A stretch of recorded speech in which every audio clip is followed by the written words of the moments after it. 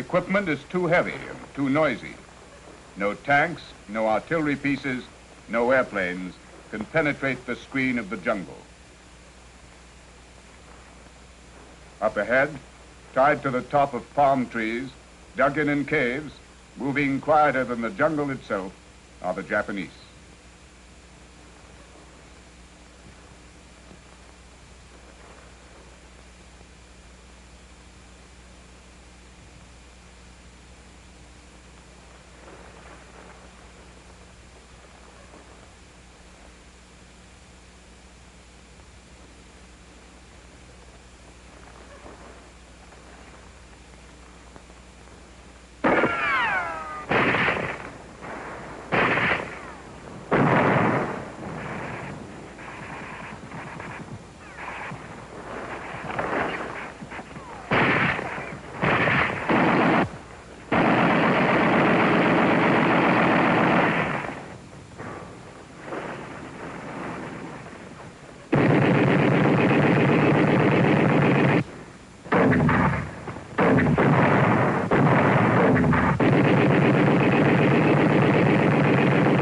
Japanese patrol is stopped and surrounded.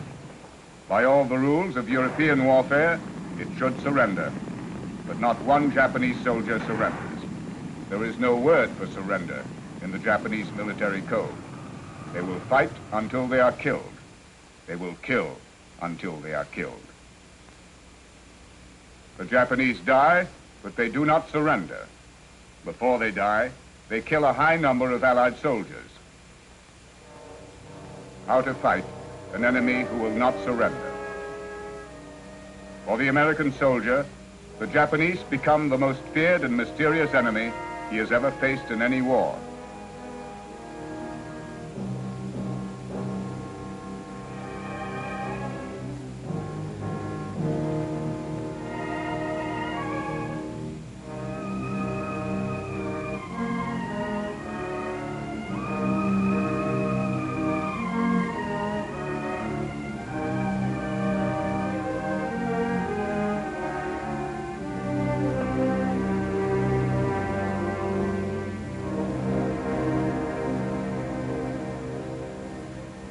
It is in New Guinea that the Americans come to the bottom of their war. Civilized man cannot live in the rainforests of New Guinea. 120 inches of rain per year.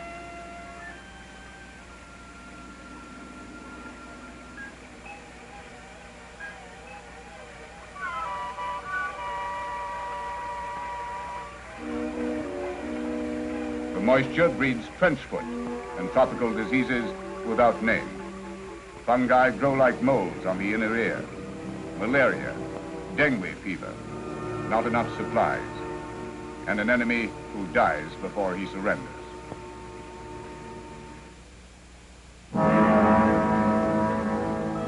In early 1943, there is total censorship in Japan. Only the highest officials know that Japan has suffered her first military reverses. The Americans have won 2 defensive battles at Midway and in the Coral Sea. Australia has been saved from invasion. To the Japanese High Command, these are minor technical defeats. There is no necessity to explain them to the people. For these white boxes, however, some explanation must be made. Each white box contains the ashes of a Japanese soldier, sailor, or airman. The Japanese dead are being returned to the homeland.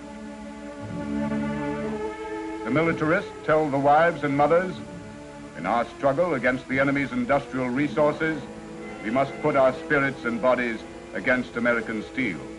Death is necessary for victory.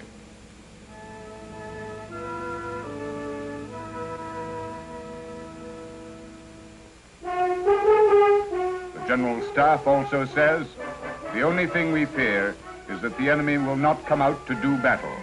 The Pacific is a Japanese lake through which we can sail with impunity.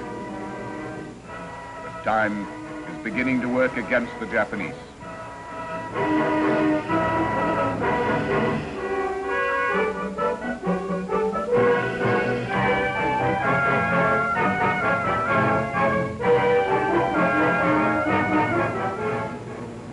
months after Pearl Harbor, a new United States fleet has been built. The industrial might of America has rebuilt a whole navy in less than 2 years. The dominant silhouette of the new fleet is the aircraft carrier.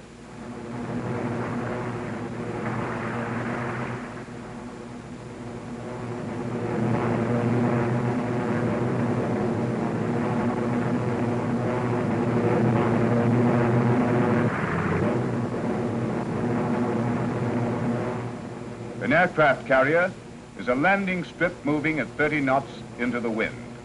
Carrier landings require practice and skill.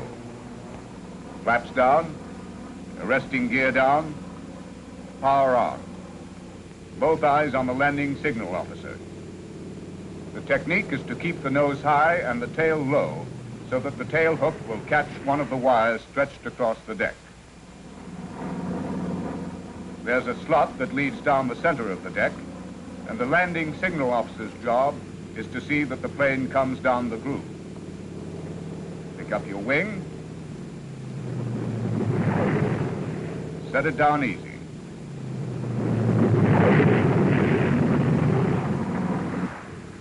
Cut the power.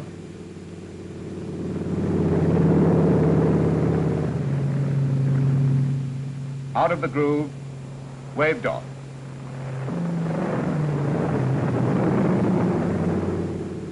A little high, but within limits.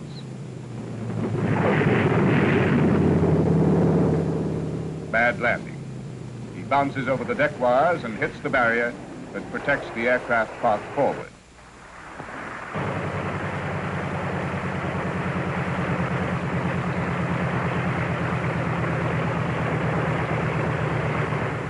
Farther down the deck, the plane directors do a ballet under the propellers of the parking airplanes. Not an inch of deck space can be wasted.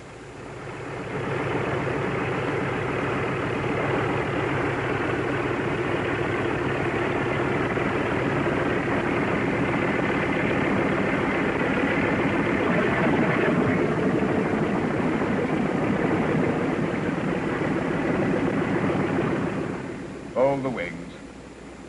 You're home.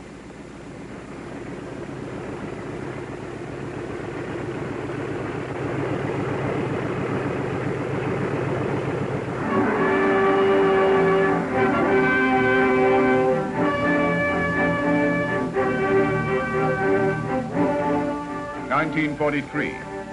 The new Pacific Fleet is being ordered into its greatest offensive action to date.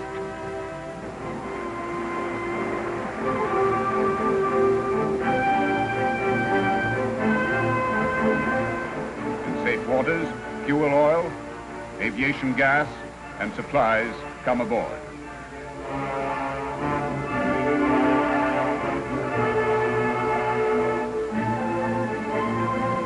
The fleet gathers. The ships come from San Francisco, Pearl Harbor, San Diego, Guadalcanal. The new fleet covers 50 square miles of ocean. The fleet moves north. The grand strategy is about to begin. The orders are, attack and invade the first of the islands in the long chain of Japanese-held islands that stretch through the Central Pacific.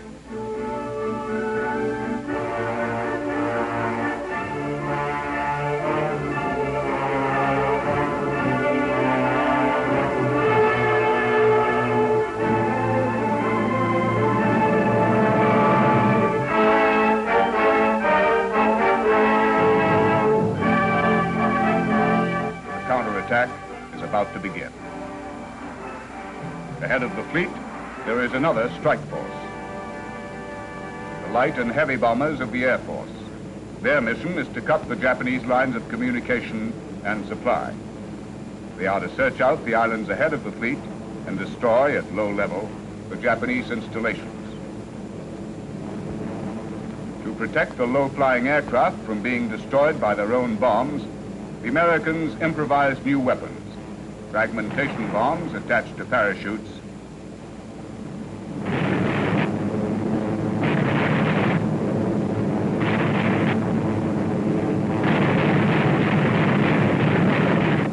delayed action bombs.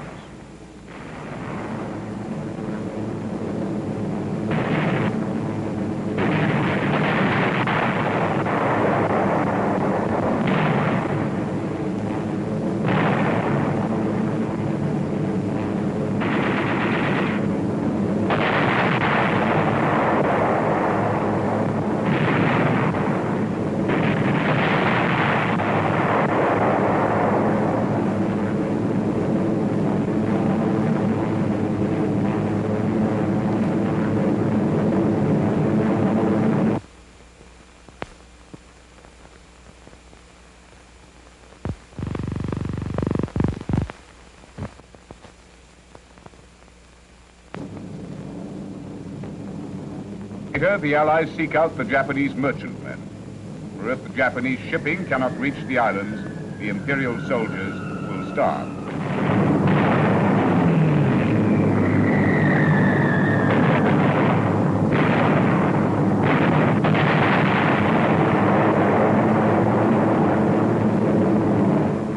The Royal Australian Air Force and the light bombers of the American Air Force prefer to attack at masthead height.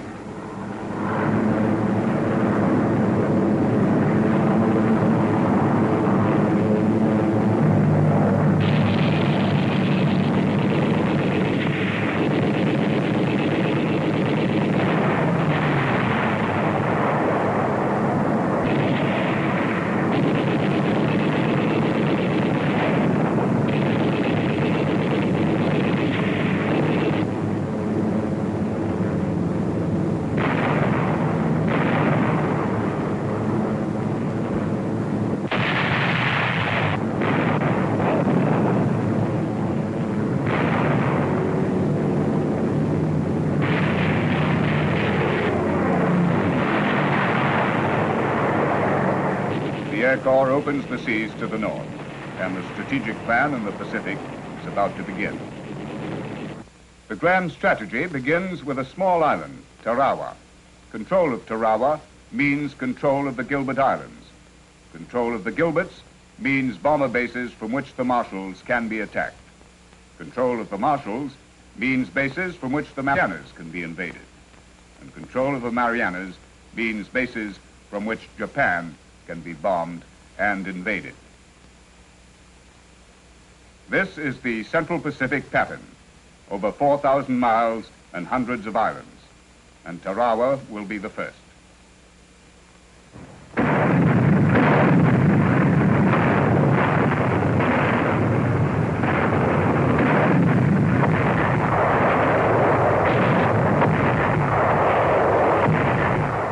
The fleet is off Tarawa in strength.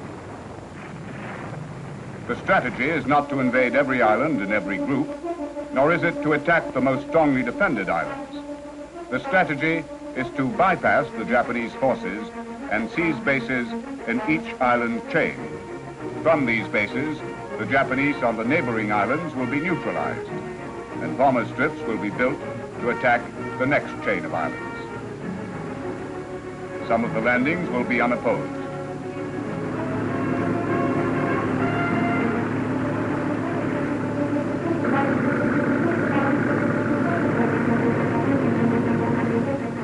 But the Japanese are on Tarawa with accurate artillery.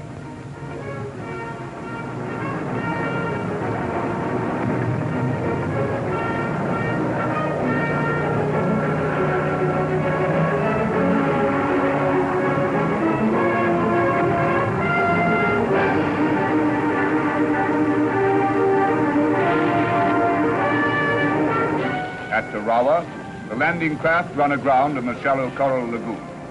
Some Marines must wade ashore against Japanese machine gun fire.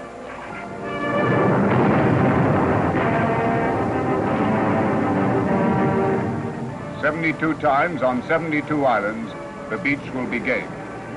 At Tarawa, on the first day, the Marines gained the beach, but no more. And not all the men get there.